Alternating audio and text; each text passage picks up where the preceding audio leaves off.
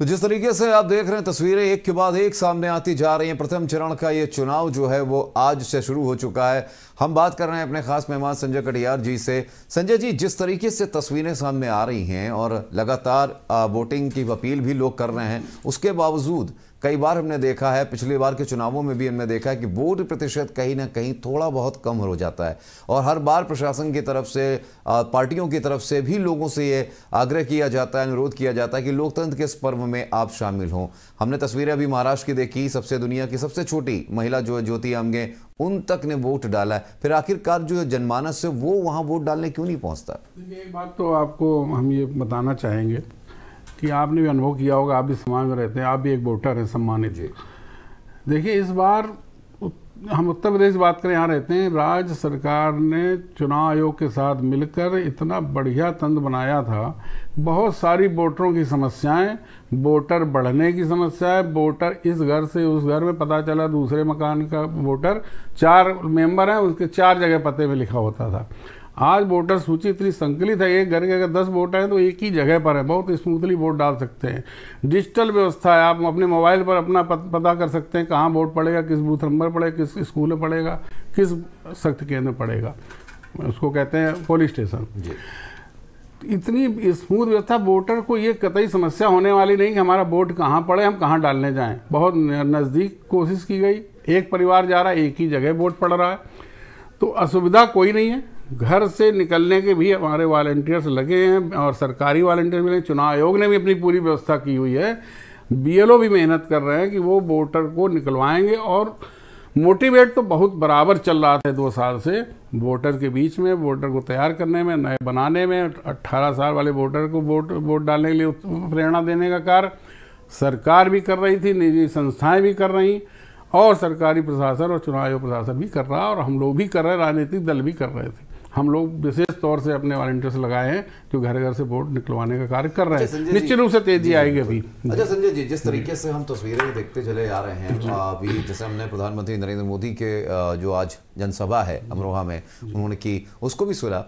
एक बात जो बार बार विपक्ष उठा रहा है कि अपने जो विकास के मुद्दे हैं उन पर बात ना करके योगी और मोदी जो हैं वो केवल और केवल राम जन्मभूमि, राम मंदिर और उसके इर्द गिर्द ही रहते हैं, यानी कि आस्था, सनातन, इसको ही लेके बात कर रहे हैं। कहीं ना कहीं जो बाकी मुद्दे हैं उनसे किनारे। तो लगातार प्रथम चरण के चुनावी रण की तस्वीरें हम आपको दिखाते जा रहे हैं अलग अलग जगहों से, और हम बात भी कर रहे हैं अपने खास मेहमान संजय कटियार जी से जो हमारे बीजेपी से यहाँ मेहमान हैं। संजय जी, जिस तरीके से ब्रेकिंग के पहले मैं आपसे सवाल पूछ रहा था जी, जिस तरीके से मंचों से देखा जाए सीएम और पीएम जो हैं वो लगातार योजनाओं की बातें करते हैं, विकास की बातें करते हैं, लेकिन उससे ज़्यादा जब बात आती है विरोधियों पर निशाना साधने की, तो वहाँ पर राम मंदिर, रामलला और दूसरा आज जो अमरोहा में जो रैली की है उसमें वहाँ पर उन्होंने द्वारिका की बात कर दी कि भगवान श्री कृष्ण जन्मे यूपी में और पहुँचे गुजरात में, और उसके बाद मैं गुजरात में जन्मा और मैं चरणों में आ बैठा उत्तर प्रदेश में, यानी कि यहाँ से वाराणसी से सांसद मुझे बनाया गया। ये जो धर्म को लेकर, सनातन को लेकर जिस तरीके से बात इस समय चुनाव में मुद्दों की जगह देखा जाए धर्म और सनातन की बात की जा रही है, ऐसा नहीं लग रहा है कि मुद्दे शायद खत्म हो गए हैं, सारी चीजें हो चुकी हैं? अनुराग, इस पे बिल्कुल आपसे सहमत नहीं है जी। देखिए, राम मंदिर की बात अगर उस उत्तर देश में नहीं होगी तो क्या वहाँ इंग्लैंड में होगी या पाकिस्तान में होगी या अफगानिस्तान में होगी कि बांग्लादेश में होगी? राम मंदिर की बात या भगवान राम की बात इस देश में तो होगी ही होगी और होती रही है। ठीक है, 500 साल की माँ निरंतर एक कलंक था देश के अंदर, पब्लिक जनता बिल्कुल मरमाहत थी कि ये कब होगा, हर दिल की एक पीड़ा थी। और अगर वो आज वो कार्य हो गया है, सकुशल पूर्वक हो गया है, भव्य तरीके से हो गया, और अभी परसों रामनवमी थी, भव्य रामनवमी, रामलला के जन्म दिवस पहली बार अपने मंदिर में मनाई गई, 15 लाख से अधिक भक्तों ने वहाँ पर दर्शन किए। ये छोटी बात नहीं है, ये अस्मिता और श्रद्धा का मसला है और इस पर चर्चा करना गुनाह थोड़ी है। हम लोग वो प्रधानमंत्री नहीं है यहाँ मोदी जी हमारे कि वो मनमोहन सिंह मौन रहे हैं, बात ना करें, दो बार कहीं खड़े हों। हम लोग बात करेंगे, धर्म की बात तो करेंगे। लेकिन संजय जी, बात आप थोड़ा सा ये समझने की कोशिश कीजिए कि जब राम मंदिर नहीं बना था तब राम मंदिर एक बीजेपी के लिए सबसे बड़ा मुद्दा था। चुनावों में हर बार हम सुनते थे कि मंदिर वहीं बनाएंगे, मंदिर वहीं बनाएंगे, एक मुद्दा ये सुनते थे। बिल्कुल बिल्कुल। जैसे ही राम मंदिर अब बन गया तो मंदिर वहीं बनाया है, जगह भी बताया है, तारीख भी बताया, अब ये चीजें होने लगी। तो अब जो राम मंदिर का मुद्दा था, राम मंदिर बनने की जो बात थी, राम मंदिर बन चुका है। लेकिन अब जो बात की जा रही है वो बार बार यही कि हमने मंदिर बनवा दिया, हमारा जो वादा था वो पूरा कर दिया। और उसके बाद विपक्ष पर निशाना ये लगातार साधना कि राम मंदिर के प्रांगण में वो शामिल नहीं हुए, वो उद्घाटन में शामिल नहीं हुए, प्राण प्रतिष्ठा में शामिल नहीं हुए। तो कहीं ना कहीं देखा जाए तो ये तो दुनिया जानती है, ये लोग भी जानते हैं कि कौन कौन पहुंचा कौन नहीं पहुंचा। लेकिन बात जो है, चुनाव जो है वो मुद्दों पर, जनता के असल मुद्दों पर, जनता की परेशानियों पर उठने चाहिए। वो बातें किनारे करके द्वारिका की बातें और धर्म की बातें, सनातन की बातें ही क्यों? ठीक, राम मंदिर निर्माण का मुद्दा हमेशा लिए मुद्दा नहीं था। ये इस देश की अस्मिता और यहाँ के सनातन पंजाबियों की एक बड़ी आस्था का विषय था और हर जनजीवन उससे जुड़ा हुआ था। हर व्यक्ति चाह रहा था ये मंदिर बने। अब उसके लिए हम लोगों ने हमेशा हर अपने संकल्प पत्र पर हमेशा लिखा, कोई चोरी से नहीं मुद्दा था। हर संकल्प पत्र पे हमारे हर चुनाव के उसमें लिखा जाता था राम मंदिर निर्माण हम करेंगे, और वो हमने कर दिखाया। आज इससे आपको अनुराज एक बात बता दें इसी विषय पर। आज स्थिति देखिए, लोग सोच कितनी खराब है कि अगर आप केजरीवाल जेल जाते हैं, संजय सिंह जेल जाते हैं, सिसोदिया जेल जाते हैं, तो कहते हैं मोदी जी ने जेल भेज दिया। अरे भाई, भ्रष्टाचार में आप लिप्त थे, शराब में आप लिप्त थे, तेजस्वी यादव पिताजी लालू यादव जी जेल जाते हैं, सजा मिलती है तो कहते हैं मोदी ने सजा करा दी। और जब राम मंदिर का निर्माण अगर हम कहते हैं मोदी जी ने बनवा दिया, हमारे योगी जी का सहयोग राज बन गया, तो कहते हैं वो तो न्यायपालिका ने बनाया, वो तो न्यायपालिका ने बनाया। अरे भाई, तो फिर आप हैं कहाँ? मतलब जेल जाएं आप भ्रष्टाचार में तो मोदी ने भेजा, और राम मंदिर निर्माण अगर हम कहने लगे मोदी ने बनाया तो आप कहते हैं न्यायपालिका ने बनाया। तब आप न्यायपालिका काम भूल जाते हैं, आपको न्यायपालिका में भेजा ना जेल, मोदी जी कैसे जेल भेज देंगे? न्यायपालिका अपना काम कर रही है। अब मुद्दा विपक्ष के हाथ से हट चुका है। अब मुद्दा वो राम मंदिर था, अटकाना भटकाना, राम को काल्पनिक बताना, राम के बारे में अनर्गल बातें करना, किस दल के नेता ने की? सोनिया गांधी ने स्वयं करी, काल्पनिक बताया। इनके तमाम नेताओं ने काल्पनिक बताया। राम मंदिर ना बने इसके लिए रोड़े 25-25 वकील खड़े होते थे सुप्रीम कोर्ट में, साहब अभी ना फैसला करो, फैसला ना करो, पूरी ताकत लगा दी, उससे भी मुंह की खाए। आज अगर देश में सरकार नरेंद्र मोदी की नहीं होती, आपको अनुराज जी बता दूं मैं, जनता भी जानती है, और योगी सरकार राज्य में नहीं होती, आप जानते हैं अदालतों के आदेश होते हैं, इम्प्लीमेंटेशन काम होता है सरकार का, और अगर आज जो सरकार नहीं होती, इम्प्लीमेंट नहीं होता, किसी दद्दी खाने में पड़ के पड़ा होता और तुष्टिकरण की राजनीति हो रही होती, खुश कर रहे होते वोट बैंक को। अच्छा, राम मंदिर नहीं बनता। और दूसरी बात, विकास पे आइए भाई, वो बात पूरी हो जाए। जी जी, विकास की बात हम कैसे नहीं कर रहे? हम विकास कर रहे हैं, हम बुलेट ट्रेन की बात कर रहे हैं, अहमदाबाद बम्बई में बुलेट 2027 चालू हो जाएगी। 3 कोनों की मोदी ने अभी घोषणा कर दी कि देश के 4 कोने में बुलेट ट्रेन चलाएंगे। 1 शुरू करने वाले और 3 चलाएंगे, करके दिखा रहे ना। वंदे भारत ट्रेनें हमने दे दी, इतनी सोफिस्टिकेटेड, इतनी खूबसूरत मजबूत बढ़िया गाड़ियां दी, जनता को आराम मिल रहा कि नहीं मिल रहा? वरना धक्के खाते हुए चलते थे, लकड़ी की सीटों में बैठते थे। आज कितनी बढ़िया गाड़ियां, विकास ही है ना। नहीं, मैं आपको बता दूं, विकास की बात देखिए, अगर विकास है ना ये, और कैसा विकास? देखिए, ये तो वो वाला विकास है जो चुनाव के प्रचार में काम आता है, लेकिन जमीनी अगर हकीकत में आपको बताऊं, आप कभी निकल कर देखिए, ये तो वंदे भारत और तेजस की आपने बातें कर दी, लेकिन जो आम ट्रेनें हैं, एक्सप्रेस ट्रेनें हैं, उनमें आप कभी निकल कर देखिए, जो स्लीपर कोचेस होते हैं, स्लीपर कोच में रात का नज़ारा क्या होता है आपने कभी देखा है? आप कभी जाकर देखिए स्लीपर कोचेस में क्या होता है। जो जनरल कैटेगरी के लोग हैं, जो जनरल डब्बों की कमी की वजह से वो स्लीपर में घुस जाते हैं। जो बिहार के लिए ट्रेनें जाती हैं, उसकी हालत यह है कि वहां पर आज भी स्लीपर में रिजर्वेशन कराने के बाद भी वहां पर पैर रखने की, तिल भर पैर रखने की जगह नहीं होती। लोग एक दूसरे की सीटों पर लड़ाई झगड़ा करते हुए नजर आते हैं। इस पर क्या कहेंगे आप? क्या वहां पर आपको नहीं लगता कि आबादी के हिसाब से कुछ सुविधाएं और होनी चाहिए?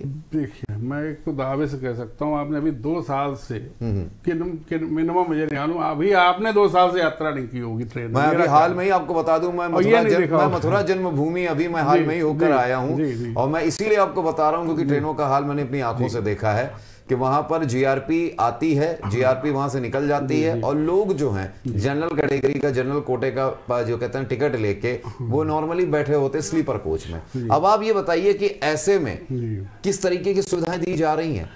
देखिए, सुविधाएं बढ़ाने का कार्य हमेशा हो रहा है और हमारे देश की आबादी भी 140 करोड़ है। जैसे एक छोटे घर 4 मेंबर हों और 4 मेंबर के बाद सुविधाएं होंगी और वहां सुविधा चाहिए 8 के बराबर और मेंबर 8 हों तो सुविधा थोड़ी कम दिखेगी ना। मगर हाँ, धीरे धीरे पूरी तरह से उस लेवल तक पहुंच रही है। अब वंदे भारत ट्रेन 1 शुरू की, 2 शुरू की, आज 43 चल रही है। तो ये बढ़ रही ना, धीरे धीरे सुविधा को बढ़ाया जा रहा है। देश विकास की ओर तेजी से जा रहा है। जो अभी तक रुका हुआ था, जो 70 साल में नहीं हो रहा था, 10 साल में उससे ज्यादा करके हमारी सरकार ने दिखाया। तो आज उसका असर जनता के बीच में है और जनमानस इसीलिए प्रसन्न है कि चलो ये विकास की ओर बढ़ तो रहे हैं। हम अपने देश में अपने ट्रेन के डिब्बे, अपनी ट्रेन तो बना रहे हैं, अपना हवाई जहाज तो बना रहे हैं। आपको घटना बताएं अनुराग जी, विकास की बात विपक्ष कहता है, पानी का जहाज या नौसेना का INS विक्रांत जैसे बड़े जहाज, सेना के काम आने वाले जहाज बनते देश में बनते। तो जिस तरीके से 5वें देखा जाए तो कहते हैं लोकतंत्र का जो पर्व है उसका प्रथम चरण का इस समय चुनाव चल रहा है। उत्तराखंड में भी 5 सीटों पर इस समय चुनाव चल रहा है। हम बात कर लेते हैं, हमारे जो खास मेहमान संजय जी यहाँ पर। संजय जी, थोड़ा सा उत्तराखंड की तरफ अगर हम चलें तो उत्तराखंड में भी इस वक्त 5 लोकसभा सीटों पर वहां पर चुनाव जारी है और लगातार 5 सीटों की अगर बात करें तो बीजेपी वहां पर है और क्लीन स्वीप करते हुए आए हैं आप लोग। तो इस बार क्या उत्तराखंड में लग रहे हैं समीकरण वही होने वाले हैं या कुछ बदलाव? जीत का अंतर बहुत बढ़ेगा जी। पहले से जीतना तो हमारा तय है और जीत का अंतर हमारे प्रत्याशियों का बढ़ जाएगा, ये निश्चित रूप से तय है। और बात अधूरी रह गई थी, मैं उस बीच में कह रहा था कि क्या वजह है राम और बात कर रहे थे आप, वो भी पूरी कर दूं। मैं तो आपको बता दूं कि जो नेवी के जो बड़े बड़े जहाज हैं INS विक्रांत जैसे, ये जहाज तो बनते ही नहीं थे देश में, बाहर से आते थे। तो पिछली सरकारें जो रही हैं कालांतर में, कांग्रेस बहुत प्रमुख रूप से तो खरीदती थी और यहाँ पर असेंबल हो जाते थे। और हालत ये थी कि खरीदना भी, हजारों करोड़ के घोटाला भी, कमीशनबाजी भी। उसके बाद यहाँ जब जहाज आ जाता था, आपको आश्चर्य होगा जानकर अनुराग जी कि उसको पानी में उतारने की भी टेक्नोलॉजी भारतवर्ष के पास नहीं थी। आप समझिए कितनी शर्म की बात थी। आज हम वो INS विक्रांत बना भी हम रहे हैं और हम उतार भी हम रहे हैं। ये है आत्मनिर्भर भारत और ये है विजन मोदी जी का, और वो करके दिखा रहे हैं। फाइटर प्लेन हमने बना दिया, हेलीकॉप्टर हमने कई बना दिए, सेना का काम। और एक घटना बताएं, सेना में सियाचिन रहता है, माइनस टेम्परेचर पर रहता है हमारा सैनिक, उनको जरूरी जूते, जरूरी ड्रेस, हेलमेट तक इस देश में निर्मित नहीं होता था। हर चीज बाहर निर्भर होना होता था। तोप का गोला तक बाहर से लाना पड़ता। हालत ये, अगर हम पाकिस्तान से लड़ाई लड़ रहे हैं किसी दुश्मन देश से और गोले खत्म हो गए तो आप समझ लीजिए कि आपकी हार निश्चित है। गोले तक लाने में 1 के 10 पैसा खर्च करना पड़ता था, तब जाके हमको पर्याप्त होता, वो भी समय से नहीं मिलता था।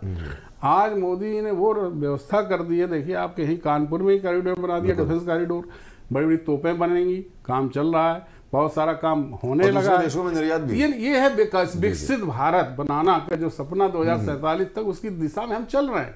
तो विकास तो 100% है।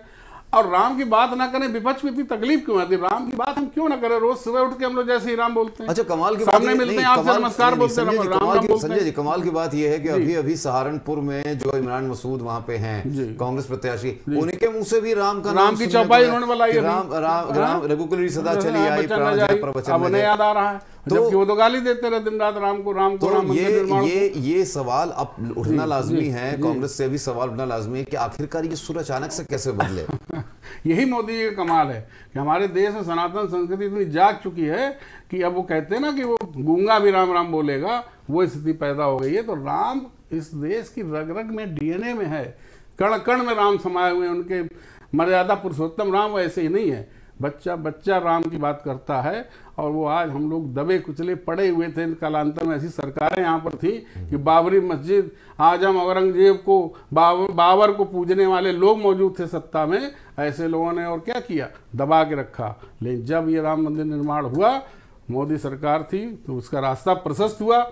आज हिंदू जागरण हो चुका है और इसीलिए आज देश में एक खुशहाली की हवा बह रही है, एक आप संतोष है लोगों में, एक वातावरण बना हुआ है। और ये महापर्व, ये चुनाव में जो वोटिंग परसेंट देखिए कितनी तेजी से बढ़ा। जनता अभी वोट बहुत तेज करी, मैं समझता हूँ 70 से 75% तक पहुंचने वाला है ये वोट। अभी 11 बजे रिपोर्ट है यहाँ पर एक मैं अपील भी करूंगा जनता से, घर से निकलिए, वोट डालिए, मतदान आपका अधिकार है। संस्कारित वोटर ही संस्कारित सरकार को जन्म देता है, अतः आप अपनी जिम्मेदारी का परिवहन करें। बिल्कुल सही कहा संजय जी, संस्कारित मतदाता ही संस्कारित देश का और देखा जाए प्रतिनिधित्व करवाता है, सरकार चुनता है। लेकिन सबसे बड़ी बात यह है कि बाहर निकलना पड़ेगा। लेकिन यहाँ पर इस वक्त की एक और बड़ी खबर हम आपको बता दें जो सामने निकल कर आ रही है कि जो हमारे उत्तर प्रदेश के